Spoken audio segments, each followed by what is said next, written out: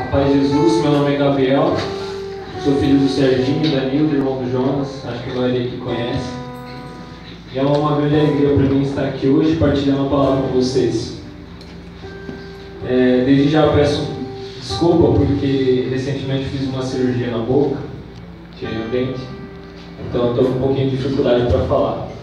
Mas eu vou me esforçar para que isso não atrapalhe, até porque eu vim hoje para falar daquele que sofreu a maior dor que o homem já sofreu no mundo, falar de Jesus Cristo. Amém? Amém. Você sabe o que significa Jesus Cristo? Pergunta para esse irmão que está do seu lado. Você sabe o que significa Jesus Cristo? Alguém respondeu ou não? Não, ninguém respondeu? Então eu vou falar. Jesus é uma palavra em hebraico, Yeshua. Significa Deus salva. Repete comigo, Yeshua. Yeshua. Deus salva. Deus salva. E Cristo é uma palavra de origem grega que significa ungido, o escolhido. No Antigo Testamento, aqueles que eram ungidos com óleo eram profetas, reis, sacerdotes escolhidos por Deus para falar em nome de Deus para o povo. Então, pegando essas duas palavras, Jesus, Cristo, nós podemos já ter uma primeira definição do que é Jesus, né? O escolhido de Deus para nos salvar. Então fala assim, Jesus é o escolhido de Deus, para nos salvar. Mas afinal, nos salvar do quê? Jesus veio para nos salvar do pecado, que foi o tema do nosso último seminário, se você se lembra, se você esteve aqui. Mas o que é a salvação? A salvação para nós cristãos, ela tem o significado de redenção, de readquirir. Readquirir um estado original ao qual algo se encontrava. Por exemplo, quando uma pessoa ela está se afogando e alguém vai lá e salva essa pessoa, quando essa pessoa está se afogando, ela está em um estado de perigo, certo? Perigo de morte. A partir do momento que ela é salva, ela é recolocada em um estado de segurança, um estado de conforto. Então a salvação é isso, né? É readquirir um estado ao qual a gente se encontrava originalmente. E conosco, a humanidade não é diferente. O plano de salvação de Deus, ele serve para readquirir para nós a perfeição ao qual nós fomos originalmente criados. Nós não fomos criados para o pecado, não fomos criados para a imperfeição que nós vivemos hoje. O Catecismo da Igreja Católica ele diz que nós fomos criados para a perfeição. Tanto é que Adão e Eva viviam onde quando foram criados? No paraíso. Por quê? Nós somos criados para a perfeição. Nós somos criados para estar em comunhão com Deus. Então Deus, quando criou a humanidade era sua obra-prima, a imagem e semelhança de Deus. Deus fez tudo e por último Ele fez o homem e a mulher. E a partir do momento que Deus fez o homem e a mulher, Ele queria ali transbordar o seu amor. Então nos fez para a perfeição, para estar em intimidade com Ele. Adão caminhava pelo jardim e ali ao seu encontro vinha Deus também caminhando. Aí Adão passava e falava, ô, dia. Deus falava, dia. Falava, benção. Deus falava, eu te abençoo.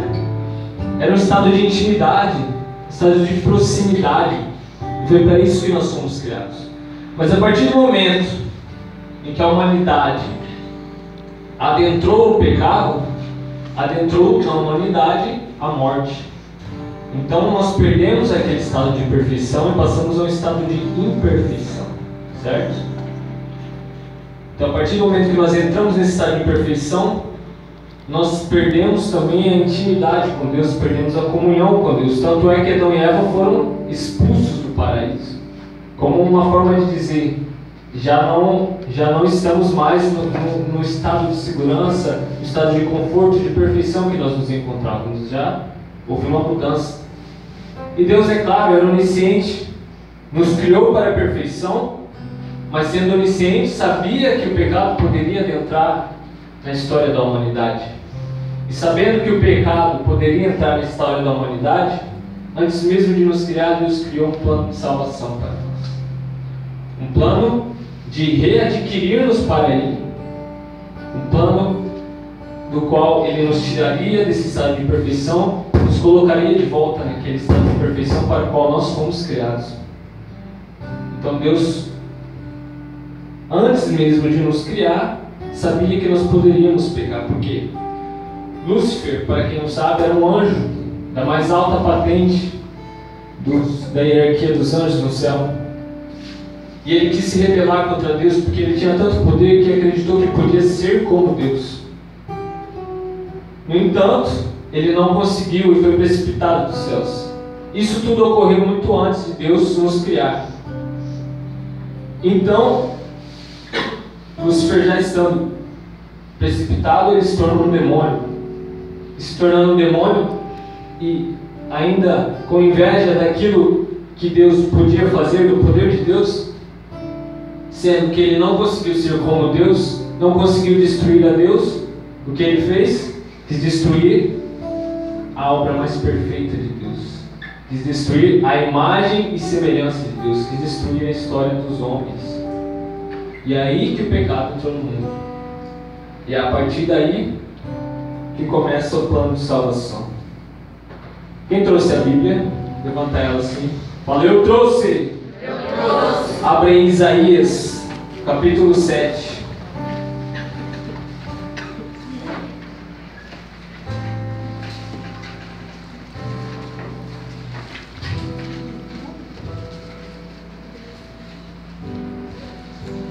Isaías capítulo 7, versículo 14.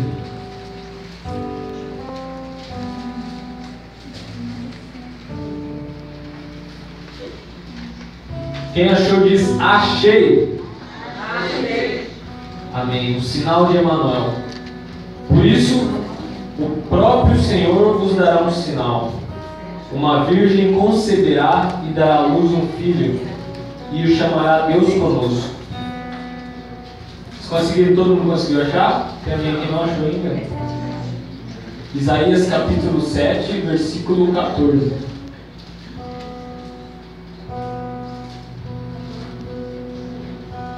Quem achou diz, achei. Achei. Agora sim. Isaías capítulo 7, versículo 14. Por isso, o próprio Senhor vos dará um sinal. Uma virgem conceberá e dará à luz um filho, e o chamará Deus conosco. Palavra do Senhor. Graças a Deus. Irmãos, os historiadores dizem que esse livro de Isaías, ele foi escrito mais ou menos por volta de 700 anos antes do nascimento de Cristo. Ou seja, 700 anos antes de Jesus nascer, já havia sido profetizado. Tanto que Maria conceberia Jesus, tanto a existência de Maria quanto a existência de Jesus.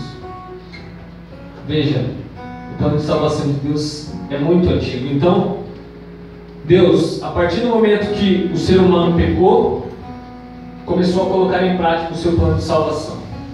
Deus começou a se revelar ao homem e através do homem, através da natureza, Deus começou a revelar também aquilo que Ele queria que o homem fizesse para que chegasse ao ponto culminante do plano de salvação, que era a redenção, a morte e ressurreição de Jesus Cristo na cruz, que nós comemoramos hoje, que é a Páscoa.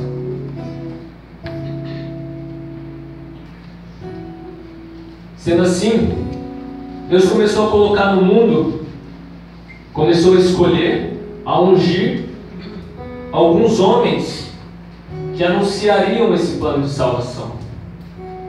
Então, Deus escolheu Abraão, Deus escolheu Moisés, Deus escolheu Isaías, inúmeros homens, através dos quais os seus ensinamentos iam sendo passados para o povo. E esses homens foram conduzindo o povo de Deus, veja só, mesmo sem saber da existência do paraíso. Deus, ele não prometia, como nós hoje sabemos, que se nós sofrermos as dores aqui no mundo e fizermos a vontade dele, nós vamos para o céu. Hoje nós temos essa certeza. Mas naquele tempo, antes de Jesus, eles não tinham nenhuma certeza disso. E eles tinham que fazer a vontade de Deus mesmo assim, mesmo sem saber daquilo que eles iriam adquirir. Eles sabiam das promessas que Deus fazia ali, mas não tinham a dimensão que nós temos hoje do que é a salvação, do que é o paraíso. É claro que nós não temos total dimensão, porque a Bíblia diz que o paraíso existem coisas que os olhos ainda não viram, os ouvidos ainda não ouviram, coisas que a boca ainda não sentiu. São coisas que estão além do alcance dos nossos sentidos. E às vezes eu fico pensando quão bom deve ser o céu. Quando eu vejo coisas principalmente, eu tenho que parar de assistir Globo Repórter, porque às vezes eu vejo e aparece aquelas coisas assim, tipo a aurora boreal. Vocês já viram a aurora boreal? Que coisa mais linda, parece coisa de computador no céu, assim, aquela coisa maravilhosa. E aí eu lembro que a palavra diz coisas que os olhos ainda não viram estão no céu. Eu falei, meu Deus do céu, se o que eu vejo aqui na terra já é lindo desse jeito, imagina o que tem no céu. Como é que pode ter algo mais bonito do que isso? Quando a gente vê, sei lá, as cataratas do Iguaçu, que coisa linda. Imagina no céu tem coisa muito mais bonita que isso, não é nada. E aqueles homens do Antigo Testamento, eles não sabiam de nada disso. E mesmo assim eles fizeram a vontade de Deus, eles profetizaram. Isaías, 700 anos antes de Cristo, profetizou que viria uma virgem e daria à luz um filho, seria chamado Emanuel, Deus conosco. Que é? Deus conosco é Jesus. E então,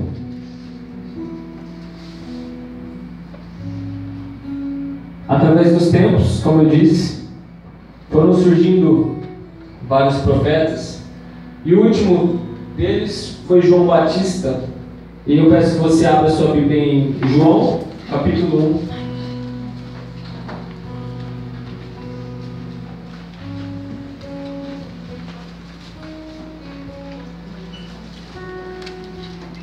João capítulo 1, versículo 23. Evangelho de São João. Eu peço que você fique de pé porque é o Evangelho. O Senhor esteja conosco. Está no meio de nós. Evangelho de Jesus Cristo segundo São João. Versículo 23. Ele respondeu: Eu sou a voz que clama no deserto. Endireitai o caminho do Senhor, como o disse o profeta Isaías. Alguns dos emissários eram fariseus.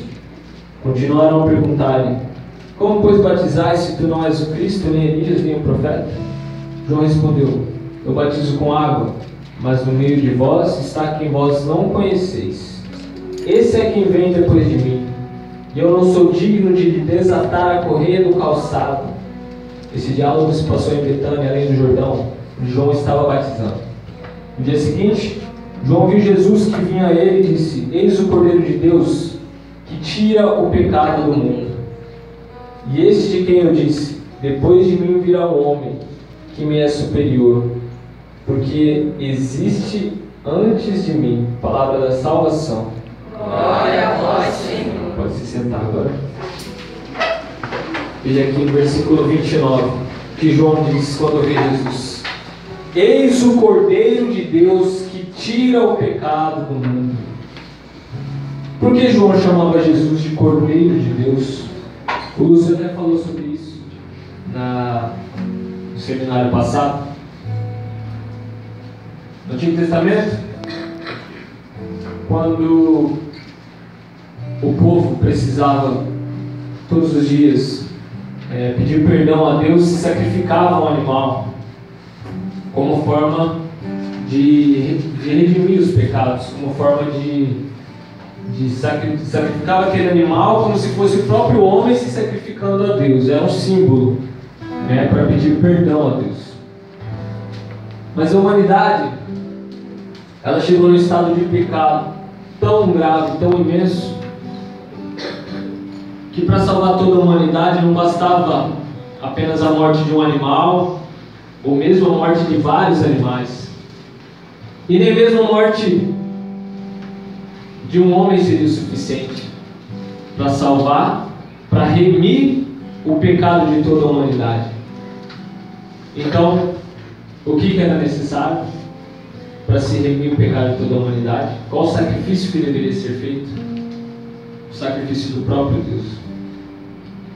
Deus, vendo a humanidade no estado que se encontrava, nós temos que ter em mente que o salário do pecado é a morte. Salário, quando a Bíblia diz salário, quer dizer consequência. A consequência do pecado é a morte.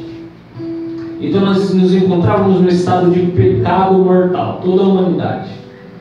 E o que Deus queria nos tirar dessa condição de pecado, nos tirar dessa condição de morte. E o único sacrifício era o dele mesmo. Então Deus, ele precisava vir ao mundo e morrer para que todo o nosso pecado fosse remido. Veja a comparação. Assim como no Antigo Testamento um animal era sacrificado para remir o pecado de uma pessoa, Deus, ele se sacrificava como cordeiro, como no Antigo Testamento, para que toda a humanidade pudesse ser salva. Por isso Jesus, esse é um dos motivos pelos quais Jesus é chamado o Cordeiro de Deus.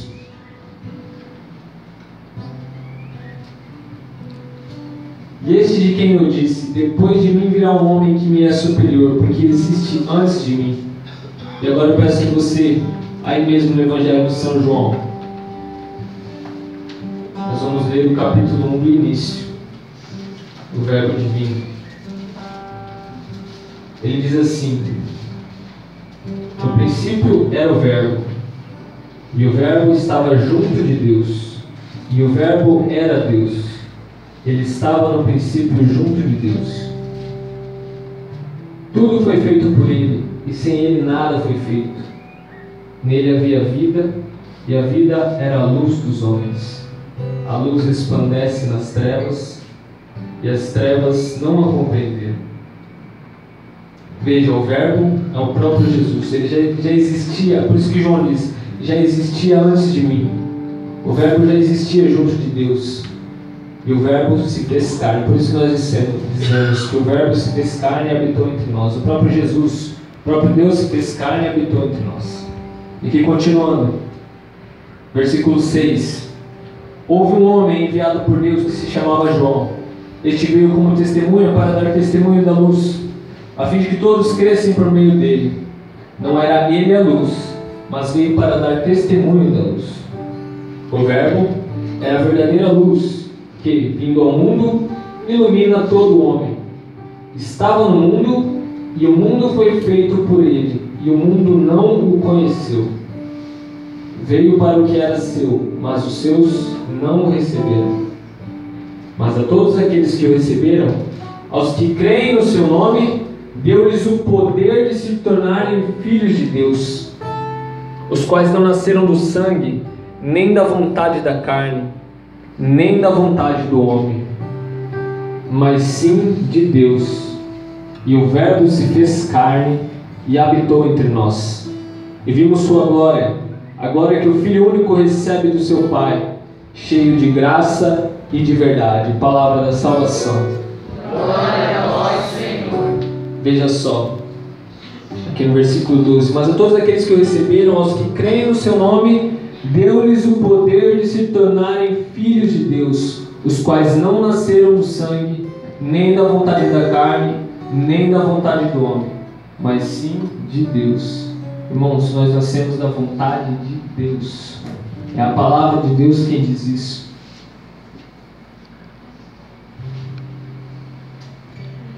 E nascidos da vontade de Deus, Ele quis também que nós participássemos de sua glória. E de que modo nós poderíamos participar da glória de Deus? Através do seu Filho. Jesus, Ele é o único Filho de Deus, certo? Eu demorei muito tempo para entender isso. Meu irmão que me explicou um dia. Por que nós somos chamados filhos de Deus? Se nós nascemos do nosso pai e da nossa mãe. Nós não nascemos diretamente de Deus, como Jesus, que foi gerado pelo próprio Deus, pelo Espírito Santo, que fecundou no ventre de Maria, então nasceu Jesus. Por isso ele é chamado Filho de Deus. Mas e nós? Por que nós somos filhos de Deus? Nós somos filhos de Deus porque São Paulo, diz que Jesus é a cabeça e a igreja é o corpo de Cristo. Jesus é a cabeça e a igreja é o corpo. Então, a partir do momento que nós somos igreja, nós somos também corpo de Cristo, certo? Se a igreja é um corpo e nós somos igreja, nós somos corpo de Cristo. E se nós somos corpo de Cristo, nós somos um com Cristo, não de uma maneira simbólica, nós somos um com Ele de fato. E sendo um com Ele de fato, nós podemos também ser chamados filhos de Deus, porque se Jesus é filho e nós fazemos parte de Jesus, então nós também somos filhos de Deus, como parte de Jesus. E é por isso que ele diz aqui: a todos aqueles que o receberam, aos que creem em seu nome, deu-lhes o poder de se tornarem filhos de Deus.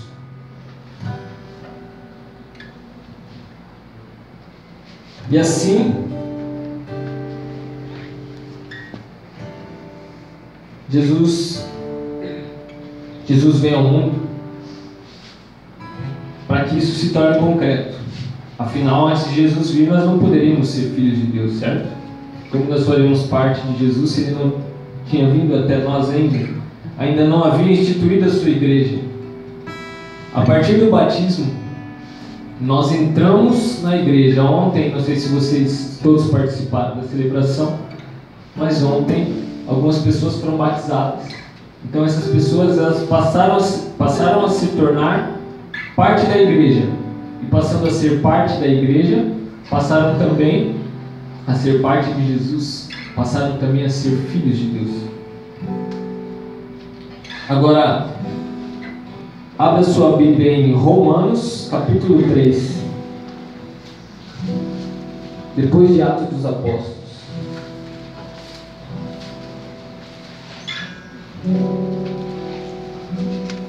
Romanos, capítulo 3, versículo 12.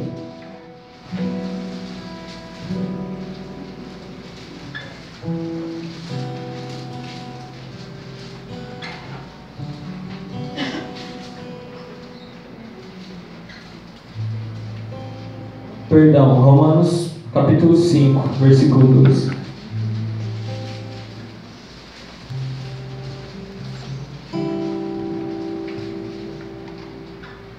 Romanos capítulo 5, vamos ler dos 12 ao 20. Quem achou diz achei. Achei. Por isso, como por um só homem entrou o pecado no mundo, e pelo pecado a morte, assim a morte passou a todo o gênero humano, porque todos pecaram. De fato, até a lei e o mal estavam no mundo. Mas o mal não é imputado quando não há lei. No entanto, desde Adão até Moisés reinou a morte, mesmo sobre aqueles que não pecaram, a imitação da transgressão de Adão, o qual é a figura do que havia de vir. Veja só o que a palavra está nos dizendo aqui. Desde Adão até Moisés reinou a morte, mesmo sobre aqueles que não pecaram. Ou seja, mesmo aqueles homens que tinham vivido a santidade, morreram, não viram até a vinda de Jesus, é lógico, não viram a vida eterna. Continuando, versículo 15. Mas, com o dom gratuito, não se dá o mesmo que com a falta. Pois se a falta de um só causou a morte de todos os outros, com muito mais razão, o dom de Deus e o benefício da graça obtida por um só homem, Jesus Cristo, foram concedidos copiosamente a todos. Nem aconteceu com o dom o mesmo que com as consequências do pecado de um só. A falta de um só teve por consequência o veredito de condenação. Ao passo que, depois de muitas ofensas, o dom da graça atrai um juízo de justificação. Se pelo pecado de um só homem reinou a morte, muito mais aqueles que receberam a abundância da graça e o dom da justiça reinarão na vida por um só, que é Jesus Cristo. Portanto, como pelo pecado de um só a condenação se estendeu a todos os homens, assim por um único ato de justiça recebem todos os homens a justificação que dá a vida. Assim como pela desobediência de um só homem foram todos constituídos pecadores, assim pela obediência de um só todos se tornarão justos. Sobreveio a lei para que abundasse o pecado. Mas onde abundou o pecado, superabundou a graça. Palavra do Senhor. Graças a Deus. Veja só, por Adão e Eva entrou o pecado no mundo. E Deus, ele é poético. Da mesma forma que por um homem e por uma mulher entrou o pecado no mundo, Deus quis que por um homem e por uma mulher entrasse também a salvação no mundo. Da mesma forma que o pecado entrou por Adão, a salvação entrou através de Jesus. Da mesma forma que o pecado entrou através de Eva, a salvação veio através do ventre de Maria. Então veja, Pedro 16, ele diz que existe em nós desde Adão uma gota de veneno. O pecado, ele ficou como uma sequela através de Adão para todos os homens. Então todos nós, quando nascemos com uma gota dessa culpa original. E por isso nós temos em nós tanto desejo de pecar. É por isso que a gente sente tanta vontade. O pecado tem duas origens: a tentação do demônio e a concupiscência da carne, que é esse desejo nosso mesmo de querer pecar, essa tendência natural que nós temos para o pecado. Mas Deus, na sua infinita misericórdia, sabendo que a consequência do pecado é a morte, Ele não nos deixaria sós. E por isso Ele enviou Jesus, enviou Maria, uma mulher totalmente diferenciada de todas as outras mulheres, porque a tradição nos diz que Maria ela já foi concebida sem pecado original, enquanto todos os homens foram concebidos com essa centelha do pecado que eu acabei de dizer. Maria ela foi concebida sem pecado original. Maria já foi concebida santa. E a partir do momento que Maria é concebida santa, ela tem o ventre propício para que o próprio Deus possa vir até a humanidade, se encarnar, se fazer homem, como todos os outros homens, e assim poder se sacrificar para que nós pudéssemos ser salvos. E então, a partir do momento que Jesus vem ao mundo, ele fica durante mais ou menos 30 anos ali com Maria, apenas se moldando, se preparando para a sua missão. Jesus fez tudo aquilo que está narrado nos Evangelhos mais ou menos em 3 anos. Então Jesus é batizado por João Batista. Primeiro ele passa pelo deserto, fica 40 dias no deserto, assim como nós vivemos 40 dias na Quaresma, se preparando.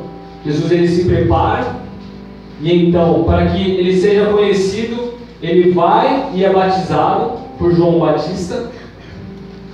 E no mesmo momento em que ele é batizado por João Batista, ele é batizado também pelo Espírito Santo, que vem em uma forma de pomba. E Deus fala: "Este é o meu filho amado." E então ali todas as pessoas veem aquele que é o Cristo, o ungido, o escolhido, aquele escolhido por Deus para salvar a humanidade. E Jesus começa a colocar em prática a sua parte do plano de salvação, a parte do Filho. E o primeiro passo de Jesus é restaurar a imagem de Deus Pai amoroso. Por quê? A partir do momento que a humanidade entrou no pecado, Deus precisou ser mais severo com a humanidade. Porque até então, Deus tinha uma relação de pleno amor ali com Adão e Eva, né? Convívio, paraíso. Porém, a partir do momento que eles pecaram, Deus os retirou do paraíso, e a partir daí Deus começou a ensinar a humanidade aquilo que deveria ser feito para que ela recuperasse aquele estágio original de perfeição. E para isso Deus precisou ser severo. É simples a gente entender isso quando, por exemplo, quem tem filho aqui? Quando seu filho começa a fazer muita bagunça, começa a fazer malcriadagem, o que você faz? Você não briga com ele, você não tem que ser mais severo para que ele aprenda? E foi mais ou menos isso que Deus fez, mas com a humanidade inteira, porque a humanidade era inteira desobediente. Então Deus começou a ser mais severo com a humanidade. E por isso no Antigo Testamento você vai ver vários relatos de um Deus que parece irado, um Deus que parece que a qualquer momento vai soltar um raio e vai destruir a humanidade. Mas é porque Deus estava ensinando. A humanidade era extremamente dura de coração. Hoje para nós é muito estranho ver esse tipo de linguajar no Antigo Testamento, desse Deus irado, porque nós já conhecemos o Deus amor. E quem nos ensinou esse Deus amoroso foi Jesus. Ele veio para restaurar essa imagem do Deus amoroso.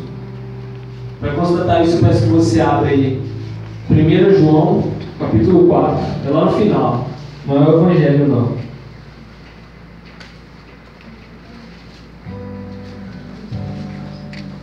Primeira Epístola de São João.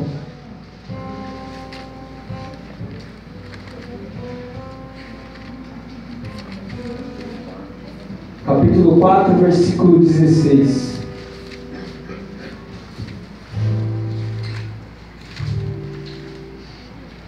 Quem achou diz: achei. Achei. Veja aí. Nós conhecemos e cremos no amor que Deus tem para conosco. Deus é amor. Quem permanece no amor, permanece em Deus. E Deus nele. Palavra do Senhor. Graças a Deus. Deus é amor. Esse é o Deus que nós conhecemos. Essa foi a primeira missão de Jesus quando ele veio, quando ele iniciou sua vida pública. A primeira missão de Jesus foi essa: foi restaurar a imagem do Deus amoroso. E a partir daí, a partir do momento que Jesus começa a sua vida pública, Jesus começa a pregar, Jesus começa a fazer milagres, Jesus começa a fazer prodígios, coisas que antes as pessoas não viam. Então as pessoas começam a se perguntar: quem é este homem? E ele diz: eu sou aquele que sou. Eu sou aquele que sou. É o nome de Deus, Yahvé. E quando Jesus dizia que ele era o próprio Deus, muitos judeus, eles não aceitavam aquilo, porque eles acreditavam que quando o Messias, o escolhido do Senhor, aquele que foi profetizado pelos profetas do Antigo Testamento, ele viria como um Superman, como um homem que viria e destruiria o Império Romano e daria um reino com muitas riquezas terrenas para eles. E aí vem Jesus, um carpinteiro, um filho de carpinteiro, uma mulher pobre, nascido numa manjedoura, falando de amor, fazendo milagres. Não era aquela imagem que eles tinham de um Salvador, porque eles não entendiam que o reino de Jesus não é deste mundo. O reino de Deus não é deste mundo, e por isso que nós não podemos esperar muita coisa desse mundo. É por isso que nesse mundo nós podemos esperar muitas tristezas. Teremos sim a alegria verdadeira para a qual nós somos criados. Ela não está aqui, ela está no céu. Se nós depositamos toda a nossa esperança no que está nesse mundo, nós com certeza nos frustraremos, porque nós não fomos feitos para este mundo. Nós estamos nele, mas não fomos feitos para ele. A alegria para a qual nós somos feitos, a perfeição para a qual nós somos feitos, é aquela mesma de que Adão e Eva desfrutavam no início da criação do paraíso. Coisas que os olhos não viram, que os ouvidos não ouviram. Coisas muito mais maravilhosas do que nós podemos sequer imaginar. E então, a partir do momento que Jesus começa a anunciar este reino, o medo se torna esperança. A justiça, aquela ira que se conhecia de Deus, se torna esperança. A justiça de Deus se torna misericórdia. A misericórdia que vai muito além da justiça, porque a justiça, ela dá aquilo, ela compensa, né? Você faz algo, você recebe algo em troca, na mesma equivalência. A misericórdia de Deus não, ela dá mais do que a gente merece. A misericórdia de Deus, ela dá mais do que a gente merece. Nós pecamos, nós erramos, e mesmo assim Deus nos ama. Mesmo assim Deus nos agracia. Mesmo assim Deus nos abençoa e faz com que nós continuemos vivendo e acreditando no amor dele, acreditando na salvação que veio ao mundo. E por último, como última missão de Jesus, ele vai ao encontro da sua morte. E veja, como eu disse, Deus é poético. Deus é poético. Adão e Eva pecaram porque transgrediram uma única regra que Deus tinha colocado para eles lá no paraíso. Uma única coisa que eles não poderiam fazer. Essa única coisa era comer do fruto da árvore do conhecimento do bem e do mal. A única coisa que eles não poderiam fazer, eles fizeram. Ou seja, foi debaixo da madeira de uma árvore que o pecado entrou no mundo. E foi sobre o madeiro da cruz que a salvação entrou no mundo. Veja como Deus é poético. Sobre o madeiro daquela árvore entrou o pecado. E sobre o madeiro da cruz entrou a salvação no mundo. Jesus, ele tinha poder. Jesus tinha poder para sair de toda a flagelação, de tudo aquilo, da traição de Judas. Jesus poderia ter escapado de tudo aquilo, porque ele era o próprio Deus, certo? Ele tinha poder para aquilo. E até mesmo em uma das passagens da paixão, Jesus disse: se eu quisesse, poderia vir aqui uma legião de anjos e me tirar daqui. Mas não é isso que eu vim fazer. Jesus, ele não veio para ser glorioso, para ter a glória terrena, mas veio para demonstrar a glória que vem do céu, que é algo muito mais místico e muito além daquilo que nós podemos entender. Abre em Isaías capítulo 53.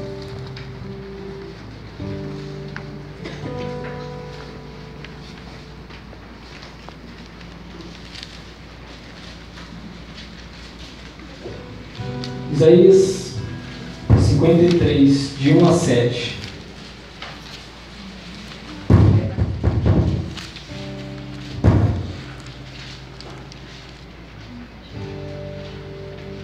Quem achou diz: achei. Quem poderia acreditar nisso que ouvimos? A quem foi revelado o braço do Senhor?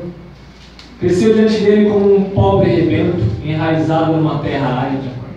Não tinha graça, nem beleza para atrair nossos olhares. Seu aspecto não podia seduzir-nos. Era desprezado, era a escória da humanidade, homem das dores, experimentado nos sofrimentos. Como aqueles diante dos quais se cobre o rosto, era amaldiçoado e não fazemos caso dele. Em verdade, ele tomou sobre si nossas enfermidades e carregou os nossos sofrimentos. E nós o reputávamos como um castigado, ferido por Deus e humilhado. Mas ele foi castigado por nossos crimes, esmagado por nossas iniquidades. O castigo que nos salva pesou sobre ele. Fomos curados graças às suas chagas.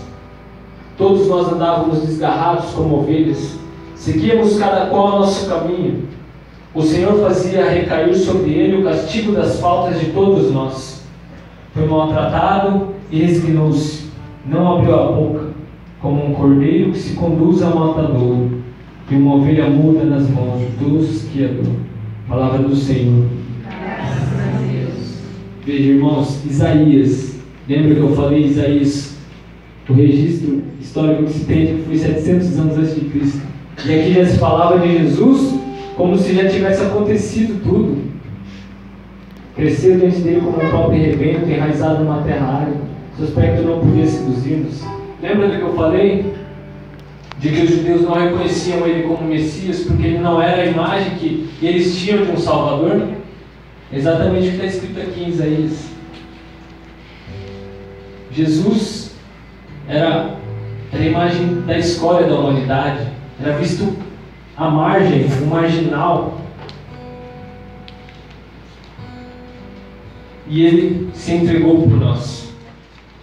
Mesmo sabendo de tudo que iria acontecer com ele, mesmo sabendo que ele seria humilhado, que seria maltratado, que seria exposto à pior das mortes que existiam naquela época, porque aquele que era crucificado era tido como uma vergonha.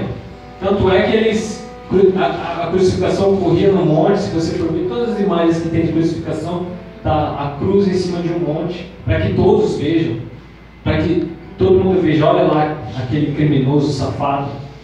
Imagina aí o pior bandido aqui do Brasil. Não precisa falar nomes não. Mas imagina aí. Se fosse naquela época, ele seria crucificado. Mas Jesus, ele não fez nada. Jesus não fez nada para ser crucificado. Jesus não era bandido. Ele foi crucificado entre dois ladrões. E ele tinha que carregar a sua cruz por um longo caminho para que todas as pessoas vissem que ele era um bandido, que ele era um criminoso. E nesse caminho as pessoas iam cuspindo nele, iam xingando. Aquilo que a gente faz quando a gente tem raiva de alguém que fez o mal. Vocês já viram quando a população pega alguém que acabou de cometer um crime? A população quer... pelo menos, eu já lembro da cruz. Mas a salvação ela não faz sentido se ela tivesse parado na cruz. Porque se Jesus tivesse feito tudo o que ele fez, da mesma forma, tivesse morrido na cruz e tivesse parado por aí, não faria sentido nenhum a gente estar aqui hoje. A Bíblia você poderia jogar fora. Porque a salvação ela não acaba na morte. A salvação ela tem o seu ponto alto na ressurreição de Jesus. Jesus seria um mentiroso se ele tivesse morrido e não tivesse ressuscitado no terceiro dia. Porque a morte foi para pagar os nossos pecados, mas a ressurreição é o que nos traz a esperança da felicidade, da redenção, do novo céu e da nova terra que Jesus mesmo havia prometido. Então por isso quando Jesus morre, muitos não, todos o abandonam, menos Maria e João que ficam aos pés da cruz. E todo mundo falou, fez tudo isso aí e morreu. Pronto, acabou. Eles foram embora, não acreditavam. Muitos discípulos de Jesus já estavam voltando para suas casas. Pedro, um dos apóstolos de Jesus, que vivia onde Jesus ia, ele falava, não, vamos fazer, vamos. Quando chegou o momento que Jesus mais precisava dele, ele negou Jesus 3 vezes. E aí quando Jesus morreu, sabe o que Pedro fez? Ele não foi anunciar o Evangelho, ele não foi continuar falando o nome de Deus, ele voltou a pescar. Ele voltou para a vida velha dele. E quantas vezes nós fazemos isso? Nós deixamos de acreditar em Deus, deixamos de acreditar na salvação de Jesus por causa dos nossos pecados e nos esquecemos que nós não vamos alcançar a salvação por causa dos nossos méritos. Nós vamos alcançar a salvação por causa da misericórdia de Jesus, que aguentou até o fim, morreu por nós e no terceiro dia ressuscitou. E para aqueles que não acreditam no que a palavra narra, que não acreditam que Jesus ressuscitou, uma vez eu ouvi de uma teóloga católica, falando historicamente sobre os escritos da Bíblia, que não faria sentido naquela época se Jesus quisesse apenas quem escreveu sobre a ressurreição de Jesus quisesse apenas impressionar para falar que Jesus ressuscitou, mesmo ele não tendo ressuscitado, não teria escolhido mulheres como sendo as primeiras testemunhas da ressurreição. Porque na cultura judaica, as mulheres elas não têm voz, não têm tanta voz como tem na cultura cristã. Então, se uma mulher falasse alguma coisa, ninguém daria crédito. Mas foram mulheres que foram escolhidas por Jesus para serem as primeiras a testemunhar a sua ressurreição. Foram as primeiras